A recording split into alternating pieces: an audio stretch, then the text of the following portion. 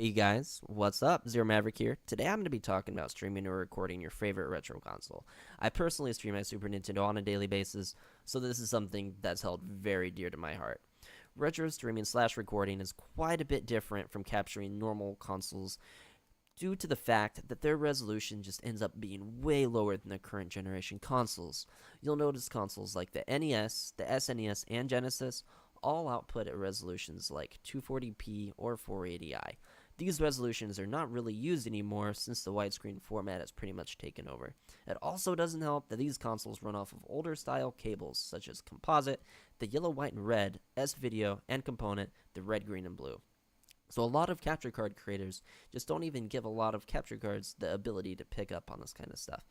Even my current capture cards such as the Razer Ripsaw and AverMedia Live Gamer 2 Plus cannot output these resolutions. Due to this, you either have to purchase a capture card that's quite a bit more expensive or sometimes just quite a bit cheaper. USB capture cards such as the Diamond VC500 or the Dazzle would work wonderfully for this. Let me show you. This right here is the Diamond VC500. Wonderful, wonderful capture card. This is something that's capable of being used with the laptop and whatnot. It's also 60 FPS. I would highly suggest it. This right here is a Dazzle capable of being used on a laptop and stuff like that. But for some reason, it ends up costing even more when it only does 30 FPS. But the previous capture card actually does 60. Either of them will work for you, but you can choose what you'd like. So, both of those capture cards, they're actually capable of doing composite and S-Video. I personally would prefer to use the S-Video on the stream side of things because the quality ends up being much better for the stream itself. The setup for these capture cards would pretty much just end up being SNES to splitter to capture card and TV, or just SNES to capture card through S-Video to composite to TV. Now, if you don't want to use either of those capture cards, you can go for something like the PEX HD Cap. This will run you about $300. It's actually an internal capture card that slides into your motherboard, and it does not work with a laptop. Let me show you. So this is it. This is a wonderful, wonderful card. Costs quite a bit more. It's capable of doing 60 FPS.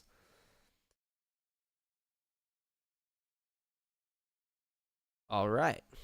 So, like I said, it's a great card. It can actually pick up things like HDMI, RGB, also known as component, and DVI. But please note, I did not say composite. It is not compatible with composite. If you want to use this card, this is where things can get complicated. To use this card with your retro console, you would need some fancy stuff like a SCART cable made specifically for your console, or a cable made by HD Retrovision, and I can show you both of those. So this is a SCART cable. This is something you may need, but if you can, I would suggest trying to get something like this. This would actually make your stream look really good, and it would take out a lot of the complexity. So, that HD Retrovision cable that I was showing you would run you roughly $60, but it seems like they're almost always out of stock. It would be the way easiest way to actually go about doing this because you can actually take the SCART cable and a converter out of the equation. Now, you may be wondering what a SCART cable even is, and I wouldn't blame you. SCART is actually a 21-pin connector that was mainly used in Europe, and it just wasn't used in the US. It was quite a bit ahead of its time, though, due to the fact it could carry audio and RGB video in the same cable without, like, splitting ends. So it was sort of like the grandparent of HDMI. Then you would just need a SCART to RGB slash component converter to plug into your capture card. These are about $60 US on Amazon slash eBay. Basically, the setup would end up being retro console with a SCART cable to the SCART to component converter to a splitter if you want one to the TV and capture card. This setup would actually yield the best quality for your stream due to the fact that RGB is generally the best you can get for those kind of retro consoles. So now that we've spoke about the capture cards that actually can pick up on the lower resolutions, what about the ones that can't? If you currently have one, then you're not completely out of luck, but you'll need to spend some money to actually get it to work.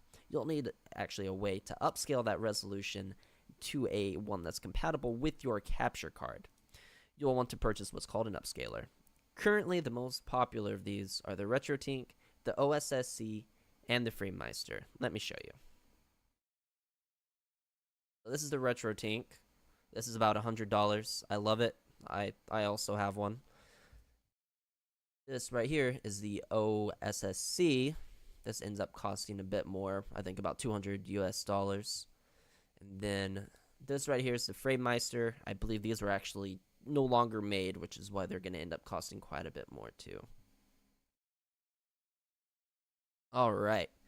Now, the cheapest of those is the RetroTink by far. It runs about $100 US, and the most expensive would end up being the FrameMeister. As you saw, it was about $300. I currently use the RetroTink. I love it. The best part is you can actually play your older consoles on newer generation TVs without any kind of lag, since the upscaler is doing all the hard work for your TV. Basically, these devices are just composite component S-video to HDMI converters with the ability to upscale. This allows you to choose a compatible resolution for your capture card, and the quality is outstanding. Obviously, it's going to end up costing you more, but you definitely get what you pay for. So the setup for this would end up being retro console to the SCART to RGB converter to upscaler to splitter to TV and capture card. So that's about it for capturing retro consoles. Like I said, it's confusing and it's not the easiest thing to set up. But that's what I'm here for. I just wanted to be able to help you guys.